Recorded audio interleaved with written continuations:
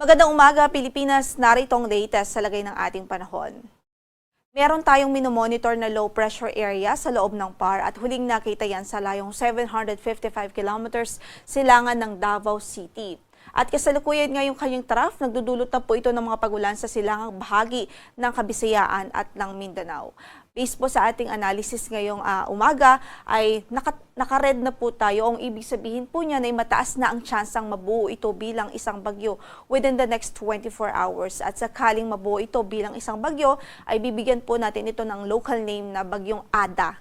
Ito po kung sakali ang magiging unang bagyo natin ngayong taon. Generally ay northwestward o pahilagang kanluran ang kanyang magiging pagkilos sa araw na ito. So ine-expect po talaga natin ang paglapit nito sa ating kalupaan. At based na rin po sa ating forecast, posible po na by Friday o Saturday ang pinakamalapit na proximity nito sa ating landmass. So dalawang senaryo po ang posible dito na nakikita natin.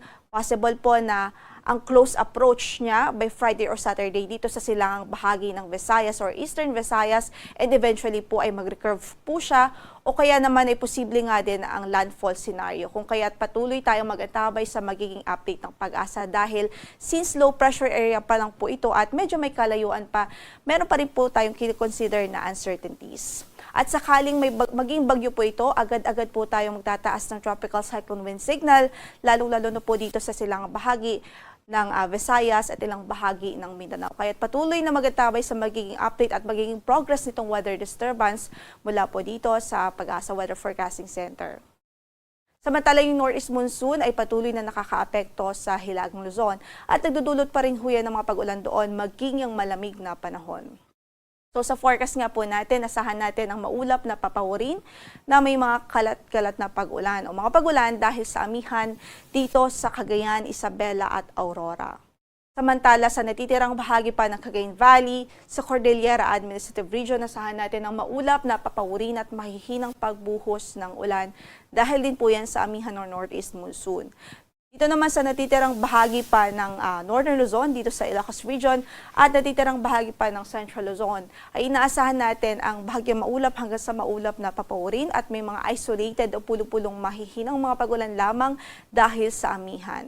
So maliban sa mga pagulan na yan, asahan din ho natin yung may kalamigang hangin, lalong-lalo na po sa gabi at madaling araw.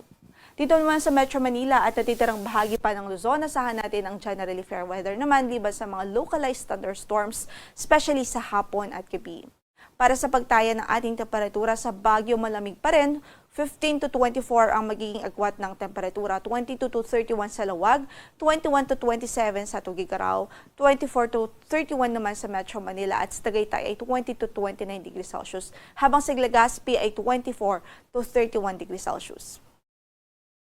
Samantala, para sa pagtaya ng ating panahon dito sa Kabisayaan at Mindanao, so magiging or ine-expect nga po natin magiging maulan dito sa Eastern Visayas, Caraga Region at maging dito po sa Davao Region at dito sa Camiguin, Misamis Oriental at Bukidnon. Yan ay dulot ng trough ng low pressure area na minomonitor natin sa loob ng PAR. So sa mga kababayan natin dyan, patuloy natin silang pinag-iingat sa mga posible po na mga localized na pagbaha dahil sa mga pag-ulan na ito.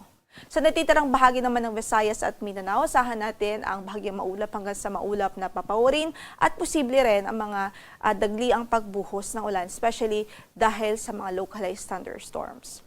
So sa Tacloban, 25 to 31 degrees Celsius ang inaasahang magiging agwat ng temperatura. Sa Cagayan de Oro ay 24 to 30 degrees Celsius, 25 to 30 sa Davao, sa Zamboanga ay 24 to 33 degrees Celsius, 26 to 31 naman po sa Iloilo, habang dito po sa Cebu, 25 to 31 degrees Celsius. Sa Puerto Princesa ay 24 to 32 degrees Celsius, gayon din sa Kalayaan Islands. Wala rin po tayong gale warning na nakataas ngayon sa anumang bahagi ng ating mga baybaying dagat, although pinag-iingat pa rin natin ang ating mga kababayang mangingisda, especially yung gumagamit ng maliliit ng sasakyang pandagat dito po sa Northern Luzon, kung saan ay inaasahan pa rin natin ang katamtaman hanggang sa maalong kondisyon ng karagatan. Ang sunrise natin for today is 6:25 in the morning at lulubog ang araw mamaya sa ganap na alas 5:46 ng gabi. Ito po si Lori de la Cruz Galicia. Magandang umaga po.